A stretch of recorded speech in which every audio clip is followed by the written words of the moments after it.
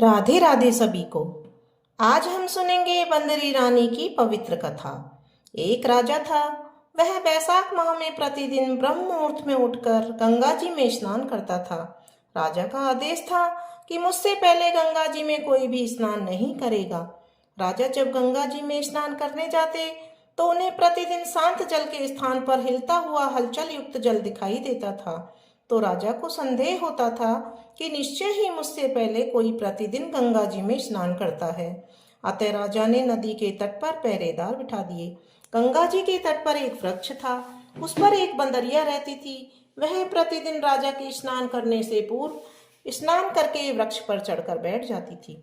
इस प्रकार होते होते पूरा बैसाख माह व्यतीत हो गया, किंतु अंतिम दिन राजा के सिपाही ने देख लिया और उस बंदरिया को पकड़कर राजा के पास ले गए और कहा कि यह बंदरिया आपसे पूर्व प्रतिदिन गंगा जी में स्नान करती है।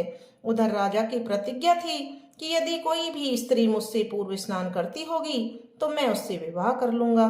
इसलिए राजा को बांदरी के साथ विवाह करना ही पड़ा। बैसाख स्नान के पुण्य से बंदरी के गर्भ ठहर गया।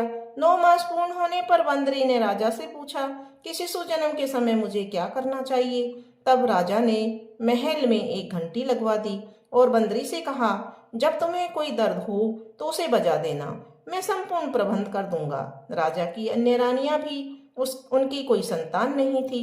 बांदरी को गर्भ है, यह समाचार जानकर अन्य रानियां मन ही मन बांदरी से ईर्ष्या करने लगी और भावी संतान का नाश करने हेतु विभिन्न योजनाएं बनाने लगी। घंटी लगी देखकर एक रानी ने बंदरी से इसका कारण पूछा। बंदरिया ने संपूर्ण वृतांत बता दिया। रानी ने बहकाया कि एक बार घंटी बजाकर देख तो ले कि राजा आते हैं या नहीं। बंदरी ने घंटी बजाई तो राजा दौड़े दौड़े महल में आए और घंटी बजाने का कारण पूछा। इस पर बंदरी ने कह दिया कि मैंने तो रानियों के कहने पर घंटी बजाई थी। तब रानियों ने राजा से कहा, यह तो पशु है और न जाने कितनी बार घंटी बजाएगी। इस प्रकार कहकर उन्होंने घंटी को हटवा दिया। कुछ दिनों बाद बंदरी के शिशु का जन्म का समय आया तो अन्य रानियों से पूछा कि मैं क्या करूं। तब रानी ने कहा, तुम आंखों पर पट्टी बांधकर सो जाओ। बंदरी के बैसाख माह के स्नान के पुण्य प्रताप के रूप में एक सुंदर पुत्र हुआ। शिशु के जन्म होते ही उसके रोने से पूर्व ही रानियों ने इसे एक टोकरी में रखकर दासी को दे दिया और आदेश दिया कि इसे नदी में बहा कर आ जाओ। उस शिशु के स्थान पर एक पत्थर रख दिया। राजा को भी कहलवा दिया कि बंदरी ने एक पत्थर को जन्म दिया है। राजा ने सुना तो उन्होंने भी संतोष कर लिया कि जब दूसरी रानियों की संतान नहीं है तो यह तो बंदरी है, इसकी क्या संतान होगी। उधर दासी ने उस सुंदर शिशु को नदी में न बहाकर कुम्हार के खंदड़ में रख दिया।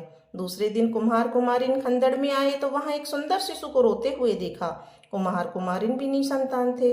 उन्होंने शिशु को अपने लिए भेजी गई भगवान की भेंट माना और बड़े प्रेम से शिशु का पालन पोषण करने लगे। कुछ बड़ा होने पर बालक को यह ज्ञात हुआ कि वह रानी बंदरी का पुत्र है, जिसको रानियों ने मरवाना चाहा था। एक दिन वह बालक कुम्हार के बनाए हुए मिट्टी के हाथी घोड़े लेकर पनघट पर जा बैठा और दासियों को देखकर कहने लगा कि आओ रे मेरे मिट्टी के हाथी घोड़े, पानी पियो। जब दासियों ने यह बात सुनी तो वे हंसने लगी और बोली, अरे मूर्ख, कभी मिट्टी के हाथी घोड़े भी पानी पीते हैं। तो इस पर उस बालक ने कहा, कभी बंदरी के भी पत्थर जन्म लेता है क्या। उस बालक की बात दासियों ने जाकर महल में कही। तब रानियों ने दूसरे दिन विष मिलाकर लड्डू भेज दिए। ईश्वर की कृपा से लड्डू गोंद और बादाम के हो गए। उन लड्डुओं को खाने से उस लड़के की मृत्यु नहीं हुई। यह समाचार दासी ने रानी को कहा तो रानी ने राजा से कहकर कुमार को देश से निकलवा दिया। कुमार वन में रहने लगा। तत्पश्चात अगले वर्ष चैत्र माह में माता गणगौर के पूजन का दिन आया तो वह बंदरी का पुत्र 108 करवे और 108 गोली लेकर तथा घड़े में पानी भरकर बगीचे के बाहर बैठ गया।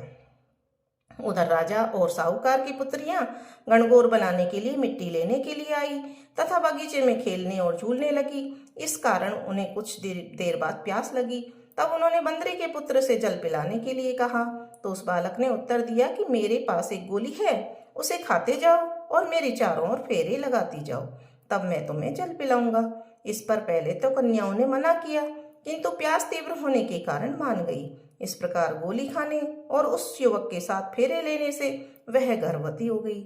जब उसके माता पिता को ज्ञात हुआ तो वे सभी कुम्हार के पास आए और संपूर्ण वृत्तांत सुनाया और कहा कि तेरे पुत्र ने हमारी कन्याओं से विवाह किया है, अब तुम्हें इन्हें अपने पास रखना होगा।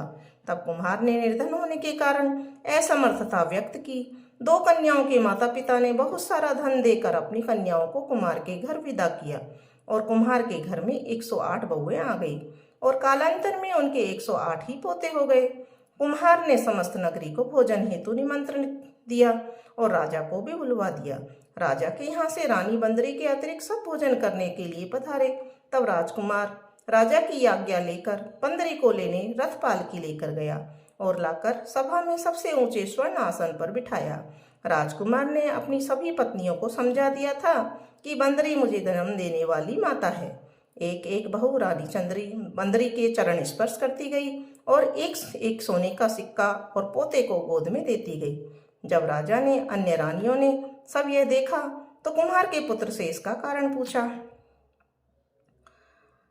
रानियों को तो संदेह होने ही लगा था कि यह अवश्य ही बंदरी का पुत्र है, इसलिए रानी और रूठ कर राजा को कहने लगी कि कुम्हार के पुत्र ने हमारा अपमान किया है और बंदरी का सम्मान किया है, हम लौटकर जा रही हैं। इधर राजा के पुत्र का जन्म का संपूर्ण रहस्य ज्ञात हो गया था, इसलिए उन्होंने रानियों को देश से निकाल दिया और अपने सभी पुत्र वधू और पुत्रों को लेकर महल में आए और राजकुमार का राज तिलक हुआ। कुम्हार कुम्हारिन को राजकुमार ने महल में रहने के लिए निवेदन किया, किंतु वे नहीं माने। तब राजा ने उन्हें ढेर सारा धन दिया। बैसाख स्नान का इतना महत्व है तो सबको बैसाख स्नान करना चाहिए। बंदरी ने बैसाख स्नान किया तो उसे राजा का राज्य, पुत्र, बहुएं, पौत्र आदि की प्राप्ति हुई। हे ईश्वर, जैसे बंदरी को पुण्य मिला इसी प्रकार का हमें भी पुण्य देना।